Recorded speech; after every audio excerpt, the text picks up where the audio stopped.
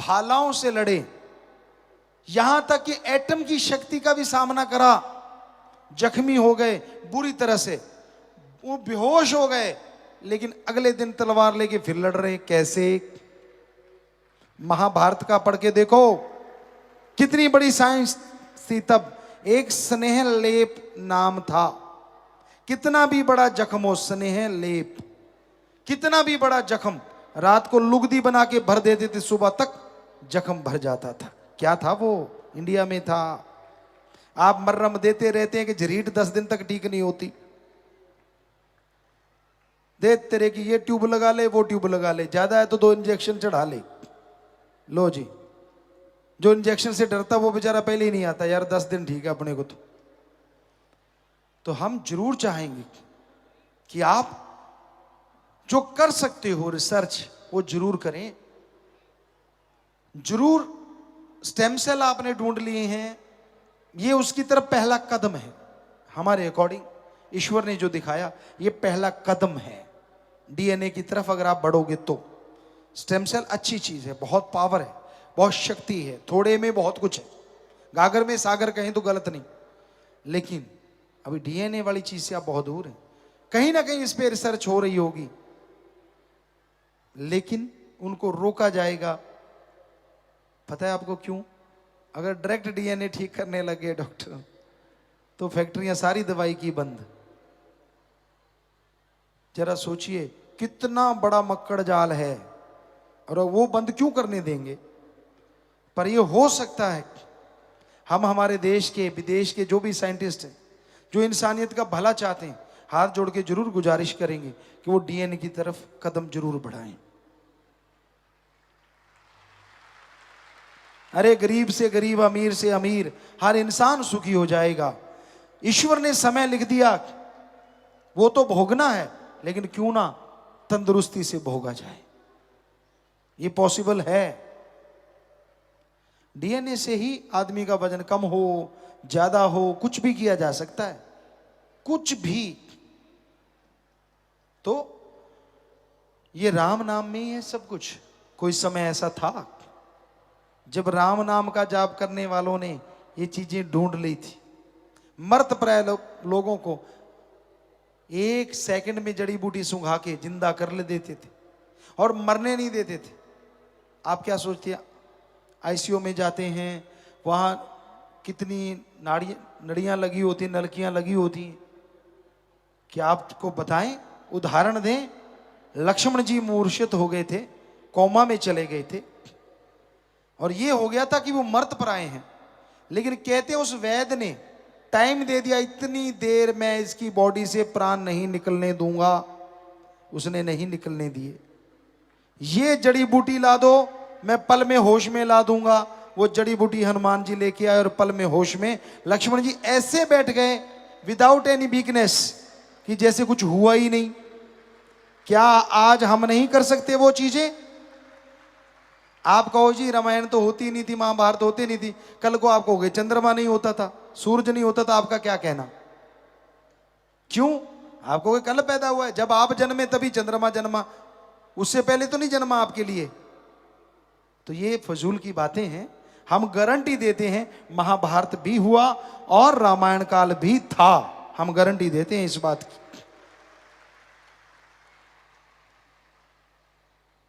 आप उसमें बहुत सारी चीजें जान सकते हो अगर गूढ़ अध्ययन करो, बहुत बहुत कुछ। पर यह संभव तभी होगा ना जब आपकी रिसर्च उसकी तरफ जाएगी, जब आप उस तरफ बढ़ेंगे। जब तक आप उस तरफ बढ़ते नहीं, आपको मंजिल नहीं मिलती। तो बहुत जरूरी है इस कलयुग में, इस भयानक समय में, इंसानियत के लिए, सृष्टि के भले के लिए कुछ ना कुछ किया जाए। और वो किया जा सकता है। पशु नहीं करेंगे, पक्षी नहीं कर सकता, पेड़ पौधे नहीं, लेकिन इन्हीं से मनुष्य करवा सकता है। इंसान एकमात्र ऐसा है जिसके अंदर दिमाग बेहिसाब है।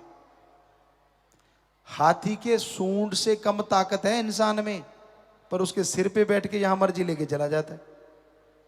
शेर दहाड़ मार दे, आदमी का दिमाग फट जाए, पास से मार दे, कान के पर्दे फट जाएं, लेकिन अपने इशारों पे शेर को नचाता है।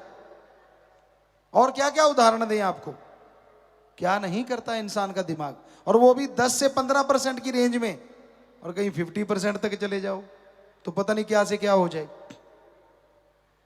तो कहने का मतलब, आप मंदबुद्धि नहीं हैं ये सोचा करो, अपने आप को नेगेटिविटी का शिकार मत बनाया करो कि मुझे कुछ नहीं आता, मैं तो फेल ही होऊंगा, मेरे में तो कुछ भी नहीं है। क्यों नहीं है भाई? ये ऊपर का खाना मालिक ने भर रखा है, इस्तेमाल करो ना करो वो आपकी मर्जी है, पर सामान सबका एक क्लास है इस खाने में। तो अब इस्तेमाल कैसे करते हो वो आपके ऊपर निर्भर है ना। तो आज के दौर में बहुत जरूरी है कोई परहित परमार्थ सोचे, इस दिमाग से अच्छी सोच लाया करो। संत पीर फकीर कभी किसी का बुरा नहीं सोचते, संत पीर फकीर कभी किसी का बुरा नहीं करते। जब आदमी के अंदर खोट होता है, आदमी के अंदर दोष होता है, पंजाबी में एक कहावत है, आपदा पाड़ा आपनों ही मार जाता है। मतलब जब खुद में कोई कमी होती है ना, उससे बचने के लिए जब वो संतों में कमी निकालने लगता है, क्यों किंतु परंतु जब शुरू हो जाती है तो वो अपने कर्मों की वजह से दुखी, बेइंतहा दुखी होना शुरू हो जाता है। अपने आप को बचाने के लिए हथकंडे अपनाता है, दूसरों का इस्तेमाल करता है।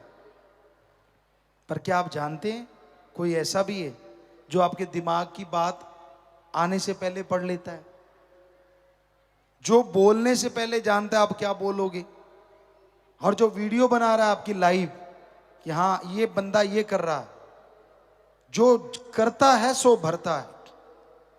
जितने मर्जी गप मारते रहो फकीर के सामने, जो मर्जी कहते रहो, फकीर देखो हाँ बेटा, अच्छा बेटा, अच्छा बेटा। फकीर ने क्या लेना भाई? पर आपको लगता है मैंने बुद्धू बना दिया, भूल जाते हो आपने अपने आप को बुद्धू बना लिया। क्योंकि वो राम है, वो अल्लाह है, वो वाहिगुरु है, वो गॉड है, वो ईश्वर है, जो सबके अंदर बैठा हर पल हर क्षण का हिसाब रखता है। वो जानता है तू बंद कमरे में क्या करता है, वो जानता है दूसरे के कंधे पे रख के तू कैसे चलाता है। वो अनजान नहीं है। अरे तेरे जैसे अरबों बनाए हैं उसने, क्यों भूल जाता है? वो दिमाग को फिट करने वाला है। कई बार आदमी को लगता है यार भगवान है ही नहीं, तो क्या जो कहते भगवान है ही नहीं, आदमी जैसा दिमाग बना के दिखाओगे? आदमी छोटो, आप कीड़े जैसा नहीं बना सकते, अभी तक तो बना नहीं। क्या आदमी का जो शारीरिक ढांचा है, क्या एक बूंद से या 2 बूंद से ऐसे बन जाता है? तो आप बना के दिखाओ। नहीं ना, कैसे पॉसिबल है? कैसे होता है यह सब? कमाल की रचना करता है वो रचयिता। 2 सगे भाइयों के हाथों के निशान अलग अलग होते हैं, 2 सगे भाइयों की तकदीर कई बार अलग अलग देखने में मिलती है। एक ही माँ, एक ही बाप, एक ही रगों में बहने वाला खून, पर दोनों की तकदीर अलग क्यों? बताइए, बताए कोई साइंटिस्ट का कौन से जीन्स में कमी आ गई भाई? मां भी अमीर, बाप भी अमीर, एक बेटा अमीर और एक गरीब, क्यों? दोनों की औलाद, दोनों का खून। तो बहुत सारे ऐसे सवाल हैं जो साइंस मुंह बाए खड़ी रह जाएगी, उसे समझ नहीं आएगी। पर हां, रूहानियत में इसका जवाब है। जैसे कर्म करते हो वैसा फल आने वाले टाइम में भोगना पड़ता है। मन घड़ंत चीजों पे आप चलते रहते हो, और मन इतना जालिम है जो इंसान को डुबोने में ज्यादा देर नहीं करता। कई बार आपको बात सुनाई है आत्मा और मन की, कई बार उदाहरण दिया है आपको कि एक बुजुर्ग माता थी, उसने 2 पालतू पशु रखे हुए थे, एक था बंदर, एक था बकरा। एक दिन क्या हुआ, सब्जी काट रही थी, फ्रूट पड़े थे, अचानक संदेश आया कि उनके घर मेहमान आने वाले। तो उसने सोचा चलो दुकान से कुछ सामान ले आऊं। वो चली गई, सब्जी काट रही थी, फ्रूट वहीं पड़ा था, बकरा बंधा था, बंदर बंधा हुआ था। लेकिन हुआ क्या, जब वापस आई तो सारा फ्रूट गायब था और बकरा सब्जी में मुंह मार रहा था, खुला हुआ था। बुजुर्ग औरत ने आप देखा ना ताप, डंडा लिया उठा और 8-10 धर दी। पड़ोसी देख रहा था, उसने रोका, ए माता रुक, ताई रुक। कहने लगी बेटा क्या है, मर जाना, मेरी सारी सब्जी खा गया बकरा। ताई ये गलत। कहते सही क्या है? कहते मैं देख रहा था, ये तेरा जो बंदर है ना, इसने गड़ से रस्सा निकाला, सारी फ्रूट चट कर गया, आधी सब्जी चट कर गया, और बाद में बकरे का रस्सा खोल दिया, खुद के गले में डाल के आराम से बैठा है। काम उसका है, पड़ बकरे की रही है। तो उसी तरह काम आपके मन का होता है और पड़ आत्मा की रही होती। नेगेटिविटी जिनके अंदर होती है ना, किसी पे उनको यकीन आता ही नहीं, और ऐसे लोग कभी किसी के यकीन के पात्र बन ही नहीं सकते। कितने ही अपने आप को चेंज कर लें, कुछ भी कर लें, बिन पैंदे की लोटे की तरह होते। ना वो राम में यकीन, ना भगवान में यकीन, ना पीर फकीर में यकीन। वो बात सुनाया करते हैं, जमुना गया तो जमुना दास और गंगा गया तो गंगाराम। मतलब जिसने लाया गली ओदे वर तुर चली।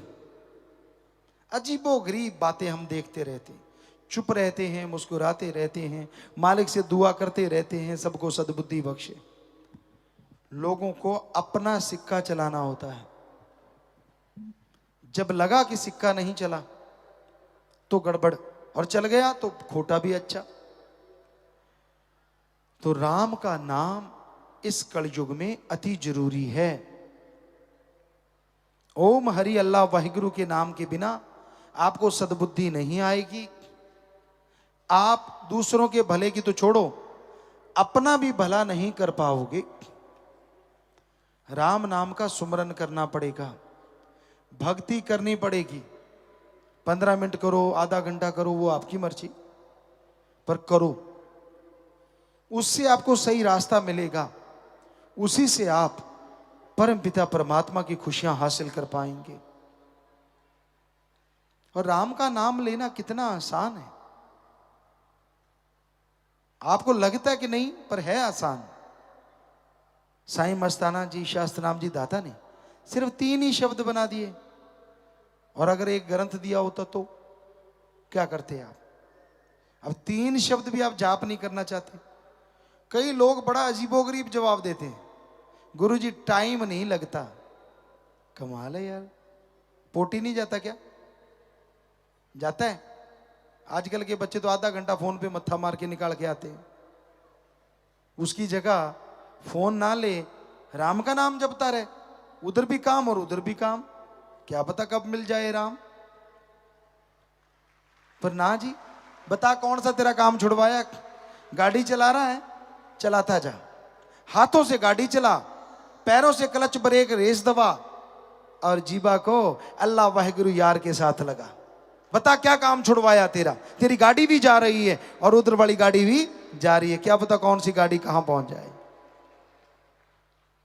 ये फजूल के बहाने ना मारा करो। ऐसे बहाने तो पहली कक्षा में पढ़ने वाले बच्चे भी नहीं मारते, फर्स्ट क्लास वाले जैसे आप मारते हो। टाइम नहीं मिलता, कमाल है। रोटी खाते हो सही टाइम पे, ब्रेकफास्ट करते हो सही टाइम पे, लंच डिनर सही टाइम पे, राम के नाम के टाइम नहीं है। गप मारने हो सारी सारी रात प्रोग्राम चलता है, और सतगुरु के पास बैठना हो तो नींद आने लगती है। सत्संग सुननी हो तो नींद जारी, मुंह फाड़ फाड़ के आवासियां लेता है, चाहे अंदर बैठ के दांत गिन लो। मतलब अजीबो गरीब स्थिति है। गप मार रहे हो, फिर जोश देखो, अच्छा सामने वाला पूछता है मतलब फिर क्या हुआ, वो चुगली निंदा दो चार और धर देता है, ये हुआ वो हुआ, मतलब इतने चटकारे ले लेके करते, इतना तो अब किसी कंपनी की मशहूरी ना हो जाए, उस गोली में नहीं होता, चूर्ण वाली में, आप समझी गए। तो राम नाम के टाइम पता नहीं आपको क्या हो जाता है, तब क्यों नहीं जाप करते भाई? कपड़े प्रेस करना आप नहीं भूलते, हम कहते हैं, ऐसा नहीं कहते कि मत प्रेस क्यों करते हो, करो। बाल संवारने में शीशा बेचारा आगे से तौबा नहीं करता, वरना आप लगे ही रहते हो, उठा के कभी इधर मारे कभी इधर मारे कभी इधर मारे कभी इधर मारे। पगड़ी बांधने में टूटी शूटी लगाने में पता नहीं कितना टाइम। शीशा अगर आम हो तो भाग जाए, लेकिन बेचारा वो तो निर्जीव है। हम नहीं कहते कि मत लगाओ, जितनी मर्जी टूटियां लगाओ, हमारा कहने का मतलब अगर उसके लिए टाइम है तो 10 मिनट अल्लाह वाहिगुरु राम के लिए टाइम क्यों नहीं है आपके पास? कोई जमीन उपजाऊ है या नहीं, जब बीज डलता है तो पता चलता है, और बीज तभी डलेगा जब उस भूमि को संवारा जाता है। पहले हल चलाते हैं, घास फूस साफ करते हैं, फिर पानी देते हैं, खाद डालते हैं, बीज डालते हैं तो फसल होती है ना। कोई दुकानदार दुकान खोलता है, रंग रोगन करता है, मशहूरी करता है, सामान लाता है, दुकान भरता है, फिर खोलता है, फिर चलती है ना। बच्चे पढ़ाई करते हैं, फर्स्ट क्लास से लेकर डिग्री डिप्लोमे तक कितने साल लगाते हैं तो मास्टरेट बनते हैं ना, तो वो डिग्रियां हाथ में आती हैं, तो डॉक्टरेट की डिग्री हासिल होती है। और इधर आप कहते नहीं, हमें कोई भगवान दिखा दे, परमात्मा दिखा दे, हम मान जाएंगे। वाह भाई वाह, आप तो वो मूर्खों वाली बात करते हो कि कोई जाए और कहे बीज दे दे भाई, वो कहेगा ये ले 1 किलो, इसको डालना, तेरे 10 मन दाने निकल आएंगे, और आप कहो ना भाई पहले 10 मन निकाल के दिखा दे किलो में से। हंसी आती है ना? तो फकीरों को क्यों ना हंसी आए जब लोग ऐसी बातें करते हैं। हमें तो भगवान दिखा दो, पकौड़ा है जो जेब से निकाल के तेरे हाथ पे रख दें। अरे छोटी सी डॉक्टरेट की डिग्री भगवान के मुकाबले, उसके लिए आप 20-24 साल लगा सकते हो, और परमात्मा के लिए एक पल नहीं लगाया, आपको दे दो जी। क्यों भाई? चट्टी पड़ी है भगवान को जो तेरे को दे दें? चट्टी तो तेरे को पड़ी हुई है जो 84 लाख जोनी भोग के आया है, जो दर दर ठोकर खा के अब तुझे इंसान का शरीर मिला है। तुझे चाहिए कि तू मालिक को मिले, मालिक को कोई किसी से नहीं मतलब, लेकिन है वो बहुत दयालु है, इसलिए अपने संत पीर फकीर समय समय पे भेजता रहता है ताकि उससे बिछड़े हुई उसकी औलाद उससे जाके वापस मिल जाए। पर अगर आप संतों से ही आगे निकल जाओ, पढ़ के कट जाओ, तो संत क्या करें? फिर भोगो अपने कर्म। संत एक हद तक दखल दे सकते हैं, उसके बाद चुप हो जाते हैं, क्योंकि संतों की भी एक सीमा है। वो समझाते रहते हैं, सत्संग में बताते रहते हैं, जो सुन ले अमल कर ले बेड़ा पार, ना सुने तो भाई कर्मों का पड़ता भार। संत बार बार कुछ ना कुछ बताते हैं, कुछ ना कुछ देते हैं। आप जितनी बार सत्संग में आते हो, चाहे 15 मिनट, चाहे आधा घंटा, चाहे घंटा सुनते हो नहीं सकता वो घंटा आपकी पूरी लाइफ को ना बदल दे अगर सुन के अमल कर लो तो। पर इधर से सुना और इधर से पार। कई बार ऐसा भी होता है, संत वचन करते हैं, वचनों को पता नहीं क्या से क्या बना के, उसकी गेंद बना के आप जाके घर में खेलते रहते, तेरे को कहा, मेरे को कहा, उसको कहा, उसको कहा। अरे यहां जितने बैठे हो सबको ही कहा, क्या हमने घूंघट निकाल रखा है कि इधर वालों को नहीं सुना रहे उधर वालों को सुना रहे हैं? हम तो शरेआम बोले जा रहे हैं। ये तो इसमें क्या किंतु का क्या मतलब? अगर आपके जख्म है तो स्पिरिट लगेगा ही लगेगा, और जख्म नहीं है तो एंटीबायोटिक का काम तो करेगा ही करेगा। सीधी सी बात। कमी अगर आप में है तो घण जैसी चोट लगेगी लगेगी, और कमी आप में नहीं है तो आप और संवर जाएंगे, लोहे से सोना बन जाएंगे। संत किसी दूसरे को थोड़ी ना सुनाते हैं। सत्संग में जो आएगा, बैठेगा, सुनेगा, जिसकी जैसी भावना, जैसी सोच हमारे पास आ रही है, अल्लाह राम हमें बता रहे हैं, हम बोले जा रहे हैं। माइक की क्या औकात, अकेला बोल दे। इसमें जैसी फूंक फूंकेंगे वैसी आवाज आप तक पहुंचेगी। हम तो माइक हैं भाई, फकीर हैं, आपके सेवादार, चौकीदार हैं। जैसी वो फूंक मार रहा है आप तक आ रही है। तो सुन के अमल कर लो, ज्यादा एक्टिंग मत करो। अभी हम फिल्मों में काम करते रहते हैं आपके भले के लिए, तो वहां हम एक बात कहते हैं बच्चों को, ओवर एक्टिंग मत कर। यहां क्या बोले, सारे हीरो हीरोइन बैठे होते हैं, जब हम निगाह मारते जानबूझ के करते हैं पुत ज्यादा पता लगता है जो तू ऐ करते हैं कि छुपाई है न। सो कहने का मतलब, पता तो हमें सब है, ऐसा फिक्र में ना रह जाना, पर जैसा तू वैसा चल, जैसा चलना चाहे चलता जा। हमने क्या लेना भाई, अगर तू ओवर स्मार्ट बन के चलना ही चाहता है तो चल, तेरी मर्जी। फकीर बुरा नहीं कर सकते सोच में भी, कर्मों से तो क्या करेंगे किसी का। लोग जल्दी भूल जाते हैं, ये अलग बात है। हमने देखा परमात्मा ने जिनको जिंदगी बख्श दी, उसे पता था कि मेरी इस पल मौत होती, उसे पता था सारी जिंदगी मेरा बर्बाद हो जाती, लेकिन वाह यार, वाह भगवान, वाह राम, वाह राम, वाह राम, वाह राम। जब ठीक हो गया कहता वाह राम, मैं सही हूं, अब तेरा क्या काम। खत्म, छुट्टी। बस इतने मतलब परस्त, भूल गए सब कुछ, और अपने आप को सही साबित करने के लिए गैरों का साथ। वो कहते हैं ना, लंडे नु खुंडा 100 को तो टक्कर दे, कहावत है एक पंजाबी की, क्योंकि मां भाषा जैसी होती है ना, वो बातें ज्यादा याद रहती हैं। तो लंडे नु खुंडा 100 को तो टक्कर दे, एहे जे नु गल करने वाला भी भज के लेंदा है। अच्छा तू सही कहना यार, बस हो गया काम शुरू। भक्ति शक्ति सब उड़ गई, पल्ले रह गई झूठी बातें। वही यार दोस्त, वही मित्र अच्छे लगते हैं जो हाँ में हाँ मिलाएं। कोई सच्ची बात कह दे बड़ा कड़वा लगता है, गड़बड़ लगती है कि यार मेरे को इसने सच क्यों बोला। कभी फकीरी की तकड़ी पे तोल के देखा करो, और हम आपको गारंटी देते हैं, यहां इतनी साथ संगत बैठी है, कोई एक बताए हमने कभी वचन करके या वैसे कह के किसी का बुरा किया हो, कोई भी। हम देनदार हैं कि हाँ भाई इसका बुरा हुआ, हमने कहा कि तेरा बुरा हो जाए, हो ही नहीं सकता।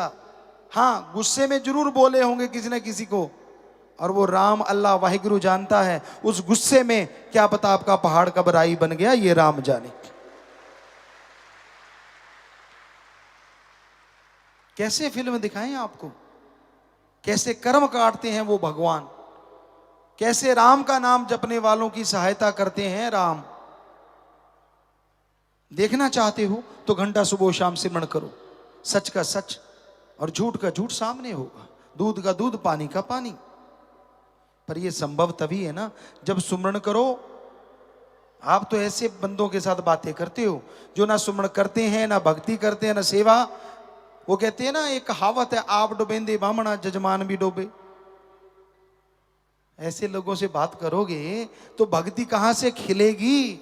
वो तो कहेंगे हाँ यार तू यार छोड़ यार, क्या मिला तुझे, क्या हासिल हो गया तुझे। फकीर जो जिस काबिल होता है उसको वही चीज बख्शते हैं। फकीर कभी भी गलत नहीं हो सकता।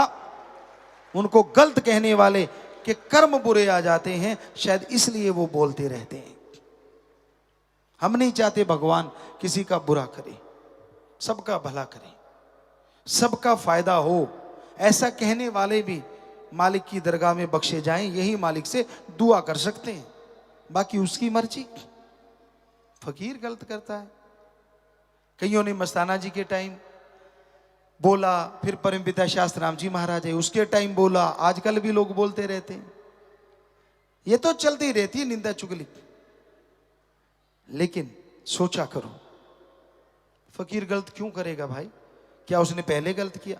पहले तो नहीं, अब करता है। आपको क्या पता क्यों करता है, आप जानी जाने। और जब सच्ची बात बताओ फिर कहते हो अगर ओहो ही कहना था तो वैसा किया ही क्यों। तो हमारा कहने का मतलब, आप किसी को बुरा मत कहो जब तक उसके बारे में जानते नहीं। जान गए तो भी बुरा ना कहो। क्यों? कल को वो अच्छा हो गया और आपने उसको दोस्त बनाया, अगर बुरा कहा हुआ है तो फिर क्या होगा। सच्ची बात कड़वी लगती है। कोई सच कह दे, हम रोज आजमाते हैं, कोई सच कह दे तो मिर्ची लगती है, और कोई लिपा पोती करता रहे तो वो अच्छा लगता है। तो भाई नेचर बदलनी चाहिए। फकीर सबका भला मांगते हैं, तरवर फल नहीं खाते है, सरवर पीवन नीर, परमार्थ के कारण संतन भयो शरीर। तरुवर पेड़ पौधे फल खुद नहीं खाते, सरोवर मीठे समुद्र या समुद्र पानी खुद नहीं पीते, सब दूसरों के लिए होता है। और वैसे ही संत सब कुछ समाज के भले के लिए करते हैं, पर्सनल उनका अपना कोई हित नहीं होता। लेकिन पता नहीं, इंसान की बुद्धि भ्रष्ट जब हो जाती है, उसे लगता है, तो भाई हम तो गुजारिश कर सकते हैं। एक कहावत है, पहला मंजे थल्ले सोटी मार। मतलब पहले खुद के बारे में तो विचार कर ले, तू कहां से 30 मार भगता गया। कौन सी ऐसी भक्ति कर रखी है जो तू फकीर को पहचान गया। फकीर की बात में राज होता है, उसे गलत तरीके से मत लिया करो। अगर उसने वचन कहा है 100% आपका फायदा होगा, नुकसान नहीं होगा। तरोड़ मरोड़ के चटकारे ले लेके मसाला लगा लगा के कुछ और ना बनाया करो। मर्जी आपकी, हमें कोई दुख नहीं लगता, और लगता भी है। दुख इसलिए नहीं लगता कि हमारी बात क्यों काटी, और लगता इसलिए है कि वो राम ने कहलवाई है, उसमें पता नहीं आपका कितना फायदा होने वाला था और वो आपका नुकसान हो गया। तो भाई फकीर कभी किसी का बुरा नहीं करते, सबका भला सोचते हैं, भला करते हैं। लेकिन कलयुग है, यहां भला किया लोग चुटकियों में भूल जाते हैं। चुटकियों में जिंदगी तक जिस मालिक ने दी हो भूल जाते हैं वो, कि यार मेरी जिंदगी जब उसकी दात है तो मेरा मुझ में क्या है। ऐसे तो नहीं गुरु साहबानों ने लिखा, मेरा मुझ में कुछ नहीं, जो कुछ है सो तेरा, तेरा तुझको सौंपते क्या लागे है मेरा। ये 2 लाइनें ही अगर कोई मान ले तो राम का ऋण कभी ऐसा हो ही ना कि उतार पाए। उसको पता है कि लाइफ में ये पल था और अब ये पल है, किसकी वजह से। तो मतलब ही नहीं है कि इंसान उस राम के प्रति कभी गलत बोले, भगवान के प्रति कभी गलत बोले। लेकिन ये यहां से जिंदगी यहां मिली, और जैसे आपको बोला कि जब सब कुछ ठीक है तो राम का क्या काम, और जब नुकसान होने लगा, घाटा पड़ने लगा, आजा राम आजा राम। तो ये सही नहीं है। एक रस तो रहिए कम से कम, उसका शुक्राना करोगे, हम गारंटी देते हैं शुक्राना नहीं करवाएगा वो, बदले में ढेर लगा देगा वो। खुशियों के, दया में रहमत के, कृपा दृष्टि के। हां, आप मानो ना मानो वो एक आपकी मर्जी है, आप अपनी राय रखते हैं। आप हर कोई मर्जी के मालिक हैं, आप पशु नहीं हैं जो खूंटे से बंधे हुए हैं। हर इंसान अपनी मर्जी का मालिक, हर किसी में अपनी अकल है। पर कईयों को हमने देखा, जो उनको पहले देखा कई सालों वही हाल, वही अहंकार, वही खुदी, वही सब कुछ, ना बदले। तो भाई फकीर ये नहीं कहते कि तू मेरी पूजा कर, फकीर कहते पूजा उसकी कर जो तेरे अंदर रहता है, पूजा उसकी कर जिसने सारी सृष्टि को बनाया है, पूजा उसकी कर जो अल्लाह वाहिगुरु राम है, उसकी पूजा कर। और पूजा के लिए पैसे ना चढ़ा, पूजा के लिए नोट बोट की जरूरत नहीं है, उसकी पूजा करनी है। अगर तेरी आंख से उसकी याद में तड़पते हुए एक आंसू भी बह गया, वो हीरे जवाहरात से बढ़ के मालिक दान मानेगा और खुशियों से लवरेज कर देगा। पर उसकी याद में, सिर्फ उसकी याद में। हमने देखा है लोग वैराग्य पैदा करने के लिए मरे हुए माँ बाप को याद करके रोने लग जाते हैं। एक्टिंग में तो ठीक है, पर आप ये दिखाओ कि मैं तो भगवान की याद में, मुझे तो जी वैराग्य आ गया, ये गलत है। वैराग्य लाया नहीं जाता, आ जाता है, और वो जब आ जाता है तो ईश्वर को भी ले आता है। तरीके रास्ते भगवान को बहुत जल्दी पाया जाता है। खुश्क नमाजें, खुश्क रोजे, खुश्क भक्ति, खुश्क इबादत, सालों लगे रहो, कुछ फर्क पड़ता नहीं। और तरीके रास्ते, वैराग्य के रास्ते, लोग कुछ घंटों में मालिक को पा लेते हैं। तो भाई ये वैराग्य का रास्ता अल्लाह वाहिगुरु राम तक जल्दी ले जाता है।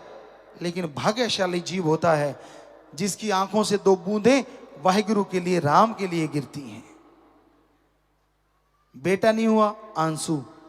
पशु दूध नहीं दे रहा, आंसू। दुकान में घाटा पड़ गया तो आंसू। बच्चों के नंबर कम आ गए तो आंसू। क्या है, अगली बार ज्यादा आ जाएंगे। और तेरे आंसू से नंबर तो बढ़ने से रहे, ये तो है नहीं तेरे आंसू से 10 नंबर बढ़ जाएंगे, ऐसा तो है नहीं। तो जरूरी है, आंसू बहाना कुछ गलत नहीं होता, लेकिन उसका रास्ता सही हो तो ये आंसू भगवान से भी मिला देते हैं। वैराग्य अगर सही हो, ईश्वर का नाम लेते हो, सेवा करते हो, ये वैराग्य के रास्ते चल के लोग मालिक को जल्दी पा लिया करते हैं।